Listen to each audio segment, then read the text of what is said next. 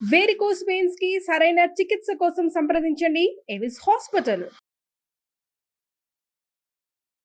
నమస్తే సార్. నమస్తే అండి. ఇప్పుడున్న పిల్లలకి, ఈ జనరేషన్ వాళ్ళకి ఖచ్చితంగా పేరెంట్స్ అసలు ఎటువంటి విషయాలని, ఎటువంటి వాల్యూస్‌ని నేర్పించాల్సిన అవసరం ఉంది అంటారు? మ్యామ్ మామూలుగా చిన్నప్పుడు స్కూల్‌కి పంపించేది ఎందుకు పంపిస్తారంటే, వాడికి అన్నీ విద్యాభ్యాసం అవ్వాలి ఖచ్చితంగా. అటు భాష కానీ, లేకుంటే ప్రపంచం గురించి తెలియాలని నేర్పిస్తూ ఉంటారు. అవును. ఖచ్చితంగా అది స్కూల్ డ్యూటీ అనుకుందాం. అక్కడికెళ్ళిన తర్వాత సబ్జెక్ట్స్ కొన్ని డిజైన్ చేసి ఉంటాయి. Maths, science, social, Telugu, Hindi, English అని సబ్జెక్టులు డిజైన్ చేసి ఉంటాయి. ఫెంటాస్టిక్. కానీ అది స్కూల్లో నేర్చుకునేది ప్రపంచ జ్ఞానం కోసం, లేకుంటే ఇంకేదైనా ఇతర విషయాల కోసం తను నాలెడ్జ్ పెంచుకుంటాడు. కానీ అంతకంటే ముఖ్యంగా పిల్లలు ఇంట్లో తల్లిదండ్రులు తీసుకోవాల్సిన బాధ్యతలో నేను ఒక ముఖ్యమైన విషయం చెప్తాను. అదేంటంటే ఒక 5 విలువల్ని మాత్రం ఖచ్చితంగా పిల్లలకి చిన్నప్పటి నుంచి నేర్పించండి. అది వాళ్ళు స్కూల్కి వెళ్ళేటప్పుడు కానీ, స్కూల్కి ముందు నుంచి కానీ వాళ్ళకి అది యాక్టివిటీ నేర్పిస్తూ, ఒకళ్ళు స్కూల్కి వెళ్ళాక దీని మీద మేజర్గా మీరు ఫోకస్ చేస్తే పిల్లలు చదువుకొని వాళ్ళకి మంచి విద్యను నేర్చుకొని వస్తారు. ఇటుపక్క విలువలు నేర్చుకొని ఒక గొప్ప వ్యక్తిత్వంతో ఎదగాలంటే ఈ 5 విలువలు మాత్రం మ్యాండేటరీగా నేర్పించండి. ఈ 5 విషయాలు విలువలు ఎందుకు చెప్తానంటే ఇలా చేయడం వల్ల వాళ్ళ ఆలోచన విధానం గొప్పగా మారుతుంది. దాన్ని నేను ఒక పదంతో డిఫైన్ చేస్తాను. Great values. గ్రేట్ పిల్లలకి ఈ 5 గొప్ప విషయాల్ని, గ్రేట్ అంటే గొప్ప, ఈ 5 గొప్ప విషయాల్ని పిల్లలకు కనుక అలవాటు చేస్తే వాళ్ళ వ్యక్తిత్వం చాలా గొప్పగా ఎదుగుతుంది. ఫస్ట్ పాయింట్ ఏంటంటే జీ స్టాండ్స్ ఫర్ GREAT. దీంట్లో ఫస్ట్ జీ స్టాండ్స్ ఫర్ గ్రేట్. ఓకే. జీ స్టాండ్స్ ఫర్ గ్రేట్లో ఫస్ట్ జీ ఏంటంటే గివింగ్ అని. గివింగ్ అంటే ఇవ్వడం. మన వాళ్ళు ఈ మధ్యలో పేరెంట్స్ ఎలా తయారంటే, అరే నీకు ఒక యాపిల్ కోసి పెడతా, నువ్వే తిను, పక్కోడికి బాకు, ఇది నీకే. ఇంతకు ముందు రోజుల్లో మీకు గుర్తుందా లేదా మ్యామ్, చిన్నప్పుడు ఏదన్నా ఇంట్లో పెద్దవాళ్ళు ఉంటే ఫస్ట్ ముద్ద కలిపి పక్కన పిల్లలు ఎవరైనా ఉంటే వాళ్ళకి పెట్టి, లేకుంటే వీళ్ళైనా పండగలకో పబ్బాలకో కూడా మనం ఏం చేసేవాళ్ళంటే పైన ఏదన్నా పక్షికి పెట్టో లేకుంటే ఆవుకు పెట్టి తర్వాత మనం భోజనం చేసేవాళ్ళం. లేదా ఇంట్లో అమ్మమ్మ తాతయ్యలు ఉంటే వెళ్ళి, అరే అమ్మమ్మ తింటదా లేదా అడిగిరాపో, లేకుంటే వాళ్ళకి ఏదైనా కావాలని చూసిరాపో అని చెప్పి ఆ బాండింగ్ నేచర్ గివింగ్తో ఏర్పడేది. గివింగ్ అనే నేచర్ ఎప్పుడైతే ఇస్తుంటారో పిల్లలు కొత్తగా షేర్ చేయాలా, ఇవ్వాలా. ప్రపంచంలో గొప్ప ఫార్ములా ఏంటంటే మీరు ప్రపంచానికి ఏది ఇస్తే అదే తిరిగి మీ దగ్గరికి వస్తుంది. ఇది 200%. అది మంచి అయినా చెడైనా. కానీ ఈ రోజు నుంచి గివింగ్ అనగానే సార్ మా పిల్లలు ఆస్తంతా రాసి ఇవ్వాలంటే కాదు. ఇవ్వాల్సింది ఏంటంటే వాళ్ళ దగ్గర ఉండే ₹1 10 పైస్ అనేది, లేకుంటే వాళ్ళ దగ్గర ఉండే ఒక యాపిల్లో ఒక పీస్ అనేది ఎలా షేరింగ్ అనే గివింగ్ నేచర్ని వాళ్ళు ఎలా డెవలప్ చేయాలి. అది ఎప్పుడైతే చేస్తామో వాళ్ళు ఏంటంటే పక్కన పీపుల్కి వాల్యూ ఇవ్వడం నేర్చుకుంటారు. అంతేగాని ఈ సెల్ఫిష్ వరల్డ్లో నేను ఇలాగే ఉండాలి, నేను ఇలాగే నీది నీకే నాది నాకే అనే స్టేజ్లోకి వెళ్తే మాత్రం కొంతకాలం అయిన తర్వాత మీకు కూడా ఇది షేర్ చేసుకోరు. అది ఇన్ఫర్మేషన్ అయినా సరే, రేపటి రోజున పెళ్ళైన తర్వాత మీకు కూడా ఏం షేర్ చేసుకోవాలని స్టేజ్కి వెళ్ళిపోతారు. సో ఫస్ట్ గివింగ్ అనే నేచర్ ఇది చాలా చాలా ఇంపార్టెంట్. మ్యామ్ గివింగ్ నన్ను ఇన్స్పైర్ చేసిన ఒక ఇన్సిడెంట్ ఉంది. మామూలుగా అబ్రాడ్లో ఒక 70+ ఇయర్స్ లేడీ కార్ డ్రైవ్ చేసుకుని వెళ్తున్నారు. రాత్రి 12 గంటల ఆ టైంలో తను వేరే సిటీ నుంచి వేరే సిటీకి వెళ్తున్నారు. ఈ టైంలో జోరున భయంకరంగా వర్షం పడుతుంది. ఆ వర్షంలో అర్ధరాత్రి 11 గంటల టైంలో ఆవిడ కార్ టైర్ ఫ్లాట్ అయింది. తను వెంటనే ఇంకేం చేయాలని చెప్పి సైడ్ ఆపి వెయిట్ చేస్తున్నారు. అర్ధరాత్రి హైవే, వాన పడుతుంది, ఎవ్వరు హెల్ప్ చేయడానికి కూడా లేరు. తన కారులో అలాగే ఆగిపోయింది. ఎవరన్నా వచ్చి హెల్ప్ చేస్తే బాగుండని చెప్పి అందరిని ఎదురు చూస్తుంది. బట్ కార్లు నాన్ స్టాప్ కాకుండా వెళ్ళిపోతున్నాయి. ఇంతలో దూరంగా ఎక్కడో ఒక మెకానిక్ షాప్లో ఉండే పర్సను రాత్రి 11 దాకా వర్క్ చేసుకొని ఇంటికి అలాగే వెళ్తున్నాడు. వాన పడుతుంది, అదే దారిలో వెళ్తున్నాడు. బాగా తడుస్తూనే వెళ్తున్నాడు. వెళ్తున్నప్పుడు ఈవిడ కార్ అక్కడ కనపడింది. కార్ అక్కడ కనపడంగానే ఈవిడేదో నిజంగా హెల్ప్లో ఉన్నది, ఎందుకంటే కార్ టైర్ ఫ్లాట్ అయింది కనపడుతుంది. ఈవిడేదో హెల్ప్లో ఉన్నారని చెప్పి డోర్ దగ్గరికి వచ్చి విండో ఇలా కొట్టారు. అర్ధరాత్రి 11 గంటలకు వాన పడుతున్న హైవే ఆ టైంలో ఎవరన్నా తెలుపు కొడితే మనం విండో ఓపెన్ చేస్తాం. ఈవిడకి అసలే భయం వేసి లాక్ వేసింది కంప్లీట్గా. ఆయన అర్థం చేసుకొని, పాపం ముసలావిడ అర్థం చేసుకొని మోగ సైగలతో, మీరు డిక్కీ ఓపెన్ చేయండి, నేను కార్ టైర్ మారుస్తాను. సరే ఆ పర్సన్ మీద నమ్మకంతో ఈవిడ గ్లాస్ డోర్స్ ఓపెన్ చేయకుండా డిక్కీ ఓపెన్ చేసింది. ఆయన వెంటనే డిక్కీ ఓపెన్ చేసి ఆ వానలోనే స్టెప్నీ టైర్ ఒకటి తీసుకొని మొత్తం అదంతా మార్చేసి టైర్ తీసి లోపల పెట్టేసి ఈ కొత్త టైర్ వేసి మళ్ళీ వచ్చి గ్లాస్ డోర్ నాక్ చేశాడు. పనంతా అయిపోయిందని చెప్పడం గ్లాస్ డోర్ నాక్ చేశాడు. ఇప్పుడు ఆయన మీద నమ్మకంతో డోర్ ఓపెన్ చేసి బయటకు వచ్చింది. అప్పుడు కొద్దిగా వాన తగ్గింది. వెంటనే థ్యాంక్ యూ సో మచ్ అంటే ఈ హైవేలో ఇప్పుడు నా పరిస్థితి ఇక్కడ ఆగిపోయేది, కానీ మీరు హెల్ప్ చేశారు, థ్యాంక్ యూ సో మచ్ అని చెప్పి అన్నీ చెప్పిన తర్వాత ఓకే అండి పర్లేదు మీరు వెళ్ళండి అంటే, ఆవిడ ఇంకా హెల్ప్ చేశారు కదని ఆ కృతజ్ఞతతో పర్స్లో నుంచి డబ్బులు ఇద్దామని చెప్పి అక్కడ డాలర్స్ కదా, ఒక $500 ఇద్దామని చెప్పి ఇలా ఇస్తూ ఉంటే, నో నేను డబ్బు కోసం చేయలేదండి, మీరు జస్ట్ రాత్రి ఇక్కడ ఆగిపోతారు, ఒక ఓల్డ్ లేడీకి హెల్ప్ చేసిన, ఒక మంచితనంతో హెల్ప్ చేసిన డబ్బు కోసం అంటే, లేదండి నేను ఇప్పుడు మీ చేత ఏమి ఇవ్వకుండా ఉంటే నాకు ఆ సాటిస్ఫాక్షన్ ఉంది, దయచేసి ఈ మనీ తీసుకోండి, జస్ట్ అవుట్ ఆఫ్ రెస్పెక్ట్ నేను ఇస్తున్నాను మీరు చేసిన వర్క్ అంటే, లేదండి నేను డబ్బు కోసం పనిచేయలేదు, ఇప్పుడు కనుక ఇది తీసుకుంటే నేను చేసిన మంచికి నాకు వాల్యూ ఉండదు, దయచేసి వద్దని. ఎంత చెప్పినా ఆయన వినట్లేదు, ఈవిడ ఆగట్లేదు. వెంటనే ఆయన ఏం చెప్పాడంటే, ఇంక మీరు యాక్సెప్ట్ చేయలేకపోతున్నారు కాబట్టి ఒక పని చేయండి మేడం, నాకైతే డబ్బు అవసరమే, కానీ ఈ పనికి నేను డబ్బు తీసుకోలేను. ఒకవేళ నిజంగా మీరు మీ ముందు ఒకవేళ ఎప్పుడైనా ఎక్కడైనా ఎవరైనా డబ్బుకు అవసరం అనిపిస్తే ఈ డబ్బులు వాళ్ళకి ఇవ్వండి, అది నాకు చాలా హ్యాపీ అని చెప్పేసి వెళ్ళిపోయాడు. వెళ్తూ ఉంటే, సారీ ఒక చిన్న విషయం, మే నో యువర్ నేమ్ అన్నాడు. నేమ్ అడగగానే అతను చెప్పాడు, అలెగ్జాండర్ అని చెప్పాడు. ఓకే థ్యాంక్ యూ అలెగ్జాండర్ అని చెప్పేసి ఈవిడ కారు ఎక్కేసింది, వెళ్ళిపోయారు. అతను నడుచుకుంటే ఇంటికి వెళ్ళిపోయాడు.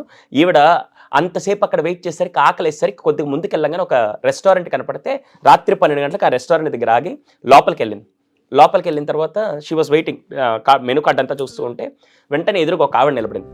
ఈ మెనూ కార్డు ఇలా చూస్తూ ఇలా చూడంగానే ఫస్ట్ ఆవిడ ప్రెగ్నెంట్ లేడీ, 8th మంత్ ప్రెగ్నెన్సీలో రాత్రి 12 గంటలకి డ్యూటీ చేస్తుంది.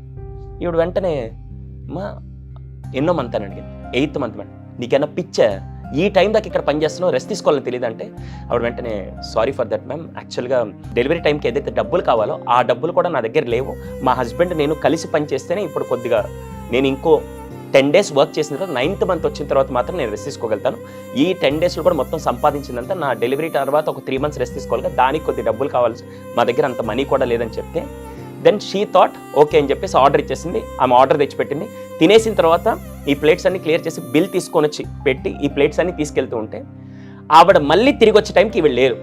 ఒరే ఈవిడ డబ్బులు కట్టిందో వెళ్ళిపోయిందా ముసలావిడ అని చెప్పేసి ఒకసారిగా తీసి చూడంగానే బిల్ యాక్చువల్గా $250 అయితే మొత్తం $750 అక్కడ పెట్టింది. ఓకే అదేంటి అయిన దానికంటే ఎక్కువ పెట్టింది, పైగా టిప్ ఎవరన్నా ఒక కొద్దిగా ఇస్తారు కదా, ఇంత ఇవ్వరు కదా అని చెప్పి ఈవెన్ పొరపాటున పెట్టి మర్చిపోయారని చెప్పి పరిగెడుతూ వెళ్ళి కార్ దగ్గరికి వెళ్ళే లోపల కారు వెళ్ళిపోయింది.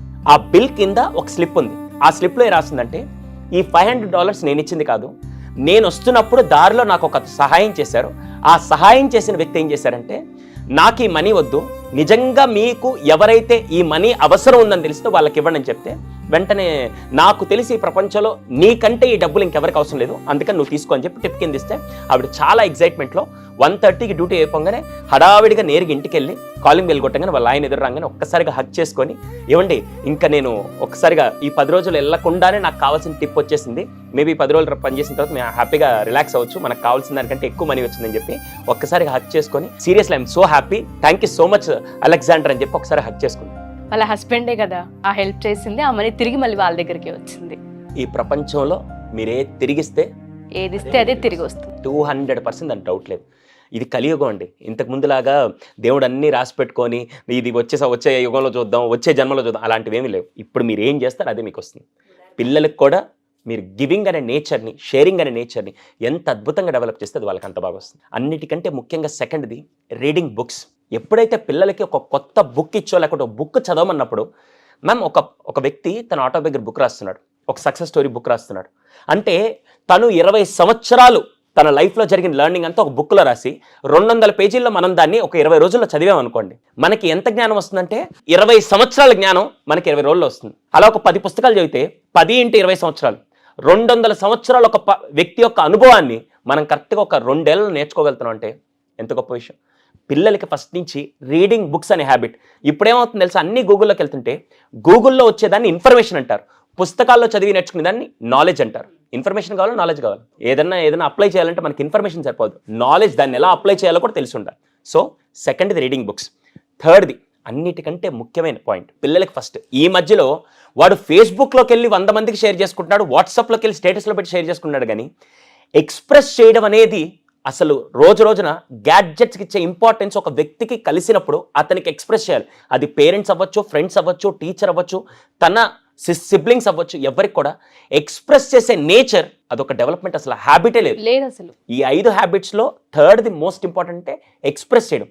చిన్నప్పుడు చూడండి, ఎల్కేజీ యూకేజీలో ఉన్నప్పుడు మాత్రం అన్నీ వచ్చి ఎక్స్ప్రెస్ చేసేవాడు, కొద్దిగా పెద్దవగానే అసలు ఇంట్లో వాళ్ళకి అన్నీ హైడ్ చేసి అన్నీ ఎక్స్ప్రెస్ చేయడం ఆపేస్తున్నాడు. ఫస్ట్ చేయాల్సింది, తనకి బాధ కలిగినా, తనకి హ్యాపీగా ఉన్నా, తనకి సాడ్గా ఉన్నా, తనకి యాంగర్గా ఉన్నా, ఏదొచ్చినా ఫస్ట్ ఎలా ఎక్స్ప్రెస్ చేయాలి. అవతల వాళ్ళకి ఎక్స్ప్రెస్ చేయడంలో half of the problem solve అవుతాయి. మీరు ఎప్పుడైనా చూసారా మ్యామ్? మీరు ఎప్పుడైనా బాగా దిగులుగా ఉన్నప్పుడు, బాగా బాధలో ఉన్నప్పుడు ఎవరైనా వచ్చినప్పుడు వాళ్ళతో షేర్ చేయగానే వాళ్ళు ఏం సొల్యూషన్ ఇవ్వరు, కానీ 70% మీకు ఎలా ఉంటుందంటే రిలీఫ్గా, రిలాక్స్డ్గా ఉంటుంది. సో ఇది చాలా ఇంపార్టెంట్. థర్డ్ వన్, ఎక్స్ప్రెస్ చేయడం. ఫోర్త్ది GREA. ఏ అంటే మేడం, మీరు చూసిన వాళ్ళలో ఇప్పటిదాకా ఏదన్నా జరిగినప్పుడు అప్రిషియేట్ చేసే వాళ్ళు ఎక్కువ, కంప్లైంట్ చేసే వాళ్ళు ఎక్కువ. అది ఇంట్లో భోజనం వంట దగ్గర కానీ, లేకుంటే పిల్లలు ఏదైనా పని చేసినప్పుడు, చిన్నప్పుడు మాత్రం పిల్లలు ఎదురు చేస్తే బా మై సన్ ఎంత బాగా చేస్తాడు, సూపర్ అంటాడు. వాడు ఒక 8 years 9 years రాగానే అంతేనా, నేను ఇంకా చాలా ఎక్స్పెక్టేషన్, నువ్వు చేయలేదే అనే విధంగా ఉంటుంది. చాలా చాలా బాధాకరమైన విషయం అంటే మన రోజు లైఫ్లో ఎక్కువ కంప్లైంట్స్ ఎక్కువ ఫోకస్ చేస్తాం కానీ అప్రిషియేషన్ చేయం. పిల్లలకి ఫస్ట్ నుంచి, చిన్నప్పటి నుంచి మీరు నేర్పించాల్సిన గొప్ప అలవాటు ఏంటంటే కంప్లైంట్స్ కంటే చిన్న చిన్న విషయాలు కూడా ఫస్ట్ అప్రిషియేట్ చేస్తుంటే తనలో ఒక పాజిటివ్ మైండ్ సెట్ డెవలప్ అవుతుంది. మేజర్గా కంప్లైంట్ ఎక్కువ చేపిస్తారా, అప్రిషియేషన్ చేస్తారా, మీకే వదిలేస్తున్నాను. ఇది చాలా ఇంపార్టెంట్గా పిల్లలకి అప్రిషియేషన్ అనేది ఒక గొప్ప అలవాటుగా మీరు నేర్పించండి. ఇది fourth one. Last and final, my favourite, try a new activity, try a new thing. పిల్లల చేత కొత్తగా ఏదైనా చేయించండి. హానెస్ట్గా మాట్లాడతాను, లాస్ట్ 1 yearలో మీ పిల్లల చేత కొత్తగా ఎప్పుడు ఏం చేయించారు? రోజు వెళ్ళే స్కూల్ రూట్లోనే వెళ్ళడం, రోజు చేసే భోజనం కానీ, చేసే వెరైటీ రొటీన్ కానీ అలాగే చేస్తూ ఉంటే వాళ్ళు కొత్తగా ఏది నేర్చుకోరు. సంవత్సరంలో కనీసం నెలలో ఒక్కసారి వాళ్ళ చేత కొత్తగా ఏదైనా పని చేపించే అలవాటు వాళ్ళకి చేపిస్తూ ఉంటే వాళ్ళు కొత్త విషయాలు నేర్చుకుంటూ ఉంటారు. మీరు ఎంతమంది పిల్లలు, నేను రీసెర్చ్ భాగంగా 700 ఫ్యామిలీస్ మీద రీసెర్చ్ చేస్తే 700 మంది ఫ్యామిలీస్లో ఏ ఒక్క ఫ్యామిలీ కూడా కొత్తగా ఏం చేయలేరు. రోజు రొటీన్ వెళ్తుంది, దానివల్ల పిల్లలు కొత్తగా ఏమీ డెవలప్ చేసుకోలేరు. స్కూల్లో సబ్జెక్ట్ నేర్చుకోవడం కాదు, ఇంట్లో ఒక యాక్టివిటీ చేయడం కాదు, కొత్తగా ఏదైనా చేసే విధంగా వాళ్ళ ఐడియాలజీ ఎప్పుడైతే డెవలప్ అవుతుందో వాళ్ళ ఆలోచన విధానం పెరిగి వాళ్ళ వ్యక్తిత్వం కూడా గొప్పగా డెవలప్ అవుతుంది. సో ఈ 5 విషయాలు.